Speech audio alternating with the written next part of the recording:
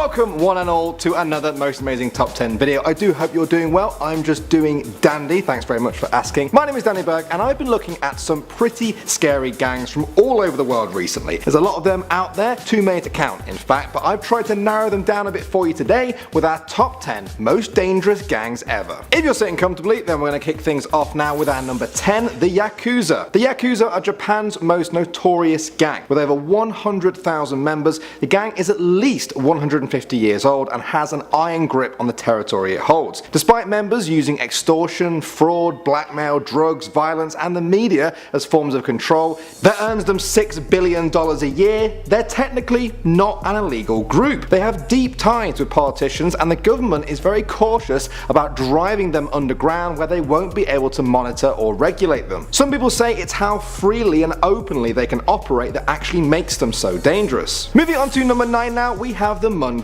This is one of Kenya's most brutal gangs. Little is known about them, but what is known is that they hold on to large parts of Kenya through violence and extortion of civilians, and they aren't afraid of the law punishing them either, because they've also been responsible for killing hundreds of police officers over the years. The gang mainly attracts the young and the poor to its ranks, often those who lost their communities to tribal clashes during the 1990s. Once they're in though, death is the only way out. Like other mafia-style gangs around the world, they swear an oath of secrecy, and those that disobey often have their heads cut off and left in public view on the spot where the dispute happened. Next up at number 8 now, we have the Crips. This LA gang originated in the 1960s as a form of defense against other gangs in the area and has since gone on to gain a reputation for two things. Firstly, their crimes of murders, drug dealings, pimping and robberies, and secondly, their bitter and bloody rivalry with the Bloods, another LA-based gang. There are a number of theories out there floating around about their name's origin, but one is that it comes from the word Cribs and was chosen to reflect how young many of the original members were. They're well known for wearing blue clothing, although this practice has died down over the years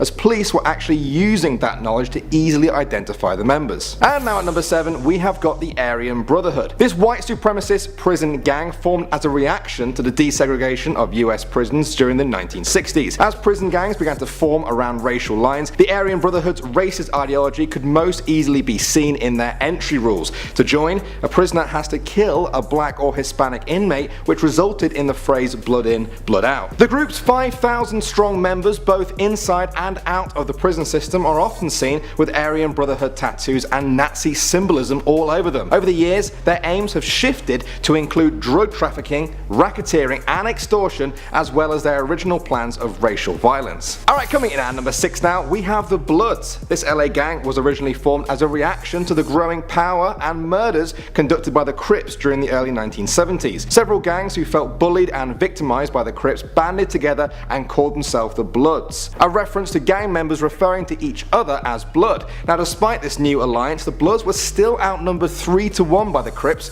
and resorted to increasing violence to stake their turf. Eventually this growing feud led to a bloody battle with both gangs wrestling for control of the local cocaine distribution. One former gang member even described the gang's ultimate goal at the height of their power was to create as many funerals as they possibly could. Alright, next up on our list now at number 5, it's the Sinaloa Cartel. With an estimated revenue of $3 billion a year, the Sinaloa gang is Mexico's largest drug cartel. They started out trafficking drugs on the streets throughout Central America for other gangs, but eventually came out as the dominant power in the region. They've been a key part of the drug war that's been going on in Mexico over the decades that has killed tens of thousands of people as gangs and government have clashed on an almost daily basis. Despite the Mexican president declaring war on this cartel in 2006, the body count has barely fallen since then, and some have even accused the police and government officials of working with the Sinaloa cartel,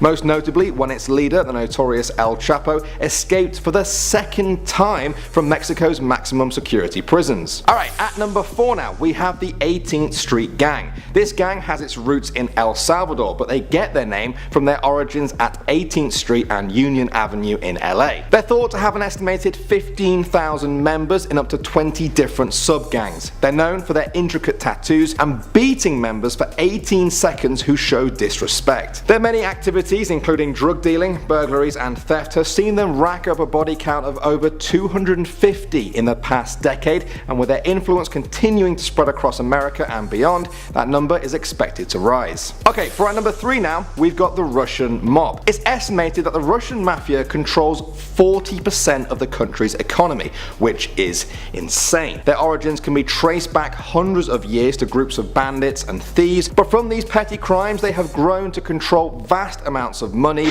drugs and politicians from all over the world. That last one, their link with corrupt politicians, is what's thought to be responsible for all of their power. They have deep connections with corrupt governments and law enforcers. This allows them to work from the street level all the way up to the massive financial frauds they conduct at the very top. Their connections with corrupt military has also allowed them to gain access to weapons far out of the reach of ordinary gangs, so it was no surprise when the former director of the FBI said in the 1990s that the Russian mob posed the greatest threat to US national security. Alright, coming in at number 2 now, we've got the MS-13 gang. This gang is often referred to as America's deadliest and is a fierce rival of the 18th Street Gang. They originated in LA in the 1980s as a gang to protect recent Salvadorian immigrants to the city. This street gang has a brutal initiation process which involves potential recruits having to kill rival gangsters and then submit themselves to a beating from the gang. Now, along with the growing amount of murders this gang has committed, officials can visibly see their growth